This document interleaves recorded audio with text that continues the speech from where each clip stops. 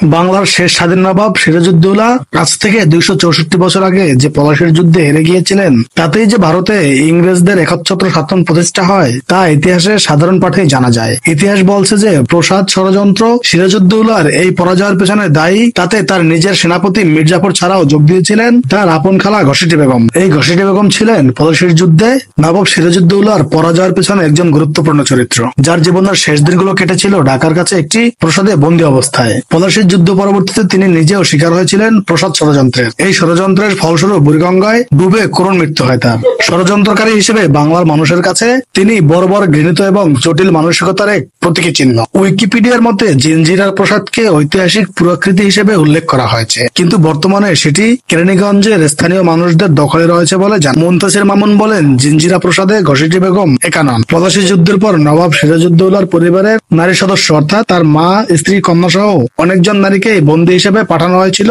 জিঞ্জিরা প্রসাদে। 1757 সালের শেষের দিকে তাদের ওই প্রাসাদে পাঠানো হয়েছিল। বন্দী নারীদের প্রসাদের বাইরে যাওয়ার অনুমতি ছিল না। 1760 সালে পানিতে ডুবিয়ে হত্যার আগ পর্যন্ত ওই প্রসাদেই ছিলেন ঘসিটি বেগম। ঘসিটি বেগম নিঃসন্দেহে একজন ষড়যন্ত্রকারী, কিন্তু তারপরেও তিনি একজন নারী, তিনি একজন মা। নবাব সিরাজউদ্দৌলার মৃত্যুর আগ পর্যন্ত তিনি ছিলেন একজন ষড়যন্ত্রকারী, কিন্তু পরবর্তীতে তার মনে প্রথমবারের মতো মাতৃত্বের ছায়া জাগে।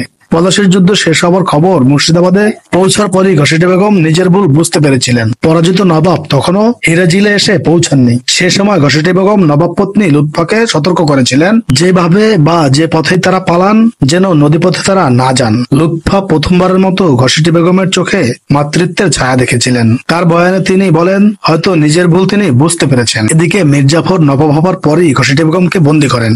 কিছুদিন হিরাজিলে বন্দী রেখে পরে ঢাকায় তাকে বুড়িগঙ্গা নদীর তীরে জিঞ্জিরা প্রসাদে স্থানান্তর করা হয়। সেখানে তার সঙ্গে সিরাজউদ্দৌলার মা আমিনা বেগমকেও অন্তরীণ করে রাখা হয়েছিল। মৃত্যুর আগ পর্যন্ত তারা দুইজন ওই প্রসাদেই ছিলেন। তার মৃত্যু নিয়ে দুই রকম তথ্য প্রচলিত আছে। কোথাও বলা হয়েছে মুর্শিদাবাদে ফিরিয়ে নিয়ে গিয়ে তাকে হত্যা করা হয়েছিল এবং সেখানেই তার কবর রয়েছে, কিন্তু বাংলাপিডিয়ায় উল্লেখ করা হয়েছে 1760 সালে মির্জাফরের ছেলে মিরনের পরিকল্পনায় ঘসিটি বেগম ও আমিনা বেগমকে পানিতে ডুবিয়ে হত্যা করা হয়। ঘসিটি বেগম ও আমিনা বেগমকে মুর্শিদাবাদে ফিরিয়ে নিয়ে যাবার কথা বলে বুড়িগঙ্গা নদীতে বড় একটি বজরায় তুলে দেওয়া হয়। যাত্রা শুরুর কিছু পরে ঘসিটি বেগম এবং আমিনা বেগমকে নিয়ে মাঝ নদীতে বজরাটি ডুবিয়ে দেওয়া। বাংলাদেশের জাতীয় এনসাইক্লোপিডিয়া বাংলাপিডিয়াতে ঘসিটি বেগমের জীবনী উল্লেখ করা হয়েছে। তার আসল নাম মেহেরুন্নিসা বেগম। তিনি ছিলেন বাংলা, বিহার ও উড়িষ্যার নবাব আলীবর্দী খানের 3 মেয়ের মধ্যে প্রথম। বড় ভাই হাজী আহমেদের 3 ছেলের সাথে নিজ 3 মেয়ের বিয়ে দিয়েছিলেন আলীবর্দী খান। মেহেরুন্নিসা বেগম বা ঘসিটি বেগমের বিয়ে হয়েছিল নওয়াজিস মুহাম্মদ শাহমাদ জংয়ের সঙ্গে, যিনি তৎকালীন সময় ঢাকার নায়েবে আজিম নিযুক্ত হয়েছিলেন।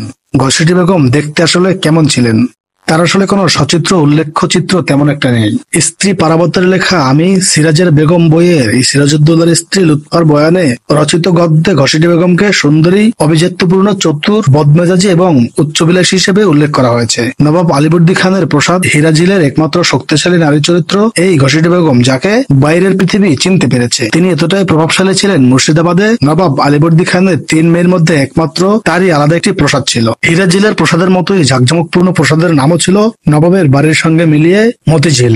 বিভিন্ন বর্ণনায় পাওয়া যায় ঘসিটি বেগমের রাজনৈতিক উচ্চাকাঙ্ক্ষা ছিল এবং তিনি প্রবল ব্যক্তিত্বের অধিকারী ছিলেন। তিনি রাজনৈতিকভাবে বিশাল প্রভাবশালী ছিলেন। নবাব সিরাজউদ্দৌলার আপন খালা হয়েও ঘসিটি বেগম ঠিক কি কারণে এই ষড়যন্ত্রে অংশ নিয়েছিলেন? নবাব আলীবর্দী খানের কোনো ছেলে ছিল না। তিনি ছোট মেয়ে আমিনা বেগমের বড় ছেলে সিরাজউদ্দৌলাকে তার উত্তরাধিকারী মনোনীত করেছিলেন। এতে ঘসিটি বেগম অসন্তুষ্ট ছিলেন। তিনি চেয়েছিলেন তার পালক পুত্র সিরাজউদ্দৌলার আপন ভাই ইকরামউদ্দৌলাকে ওই স্থানে দেখতে, কিন্তু ইকরামউদ্দৌলা অল্প বয়সে গুটি বসন্তে মারা যান। এরপর তিনি তার মেজ বোনের ছেলে শওকত জংকে সিংহাসনে প্রতিষ্ঠিত করার চেষ্টা করেন, কিন্তু নবাব আলীবর্দী খান সেটিও পছন্দ করেননি। এসব কারণে ঘসিটি বেগম সিরাজউদ্দৌলাকে পছন্দ করতেন না। সিরাজউদ্দৌলাও তাকেও পছন্দ করতেন। পিতার উত্তরাধিকারী নির্বাচনে তার মতামত গুরুত্ব পায়নি ঠিকই, কিন্তু বড় মেয়ে হিসেবে নবাব আলীবর্দী খানের কাছে তিনি ছিলেন বেশ গুরুত্বপূর্ণ এবং রাজনীতিতে প্রভাব বিস্তার করতেন। তার সুপারিশে কেউ পদ হারিয়েছে, আবার কেউ হয়ে উঠেছেন ক্ষমতার কেন্দ্রবিন্দু।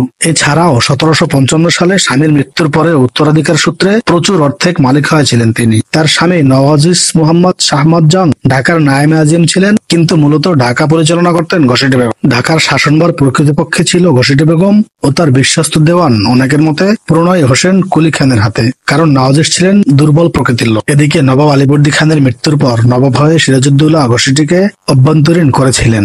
সে সময় সিরাজউদ্দৌলা ঢাকায় আয় ব্যয়ের হিসাব চেয়েছিলেন, কিন্তু রাজভান্ডার বা অর্থনৈতিক দায়িত্বে থাকা রাজবল্লভ সঠিক হিসাব দিতে ব্যর্থ।